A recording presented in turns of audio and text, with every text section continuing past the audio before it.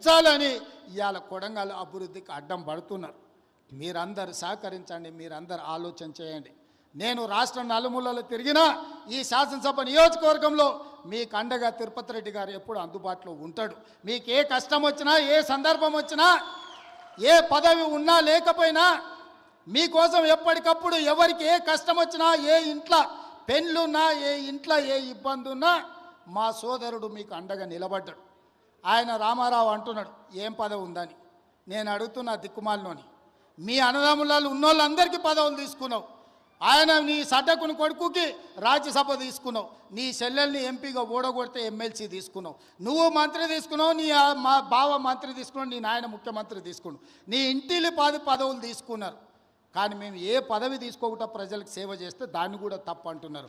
పదవులు తీసుకోవడం తప్ప, కుటుంబం దోసుకోవడం తప్ప, ఏ పదవి ఆశించకుండా ప్రజలకు అందుబాటులో ఉండి ప్రజల మేలు కోసం ఒకవేళ నేను రాష్ట్రం మొత్తం నలుమూలలు తిరిగే బాధ్యత నేను తీసుకుంటే నా కుటుంబ సభ్యులు మీకు అండగా నిలబడితే కూడా వాళ్ళ కళ్ళల్లో నిప్పులు పోసుకుంటున్నారు. మీరు ఆలోచన చేయండి.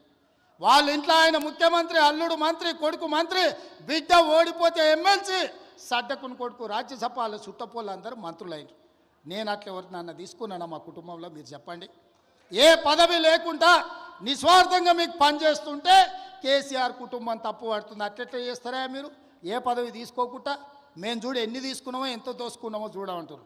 మీలాంటి పదవులు తీసుకోనికే దోసుకోనికే మేము పోటీ పడం చంద్రశేఖరరావు. మా విధానం అది కాదు.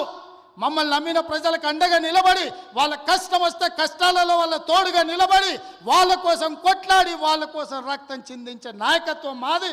మిమ్మల్ని నమ్ముకున్న వాళ్ళని మోసం చేసి దోసుకునే నీతి మీది. మీకు మాకు తేడా ఉంది. మేము మీలాక కాదు. నేను నిక్కచ్చిగా చెప్తున్నా, మీలాక పదవులు కొల్లగొట్టడానికి, రాష్ట్రాన్ని దోసుకోవడానికి నా కుటుంబం లేదు. నా కుటుంబం నాకు మీరు ఆశీర్వదించే అవకాశం ఇచ్చినందుకు మీకు అండగా నిలబడాలని సమయం ఇస్తున్నారు.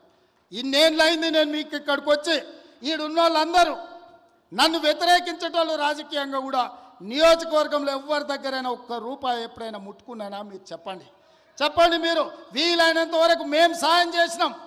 నేను బస్ డిపోకి భూమి ఇచ్చిన, నేను సబ్స్టేషన్లకు భూమి ఇచ్చిన, నేను పాఠశాలలకు భూములు ఇచ్చిన, నేను సొంతంగా కొని ఇవాళ కోస్గిల బస్ డిపోకు ల్యాండ్ ఇచ్చిన ఎన్ని కోట్ల రూపాయల విలువనో ఇవాళ మీరే చెప్పండి. ఇవాళ మన సబ్స్టేషన్లకు భూములు కొనిచ్చినాం. ఏ ఊర్లో గుడి కట్టినా, బడి కట్టినా, ఎవరు పిల్లలు చదువులకు ఫీజులు కావాలన్నా, ఎవరు ఏం కావాలన్నా మా ఇంట్లోకి వెళ్ళి పైసలు ఇచ్చి కొడంగల్ నియోజకవర్గాన్ని ఆదుకున్నాం. పోయిన 5 ఏళ్లలో ఒక ఆయన ఈడ ఉండే ఏం వసూలు చేసిండో మీకు తెలుసు కదా. ఎంతమందిని ముంచిండో మీకు తెలుసు కదా. నేను చెప్పాల్సిన అవసరం ఉందా? ఇవాళ వాళ్ళలాగా మనం దోసుకుంటలేమని వాళ్ళ కడుపులో మంటలేస్తుందట. అందుకే నిన్న మన మనోళ్ళందరూ కడుపు మంటకు మందు పంపించారు, కొంచెం దాగి పండుకోరని. అందుకే మిత్రులారా, ఇవాళ ఇంత తక్కువ సమయంలో ఇంత మంచి కార్యక్రమాన్ని ఏర్పాటు చేసి రాష్ట్రానికి అమలు చేస్తున్న సంక్షేమ పథకాలు, రైతు భరోసా, రైతు ఆత్మీయ భరోసా, ఇందిరమ్మ ఇండ్లు, నూతన రేషన్ కార్డుల కార్యక్రమాలను, 4 అద్భుతమైన సంక్షేమ కార్యక్రమాలను ఇవాళ కొడంగల్ శాసనసభ నియోజకవర్గం నుంచి ఈ రాష్ట్రానికి అంకితం చేస్తున్నాం. రాష్ట్రంలో ఉన్న ప్రతి ఒక్కరికి నా విజ్ఞప్తి, తెలంగాణ రాష్ట్ర ముఖ్యమంత్రిగా మార్చి 31 తారీఖు లోపల ఈ కార్యక్రమం నిరంతరం కొనసాగుతుంది. ప్రతి లబ్ధిదారుడికి, అర్హుడైన ప్రతి వాడికి ఈ పథకం అమలు జరుగుతుంది.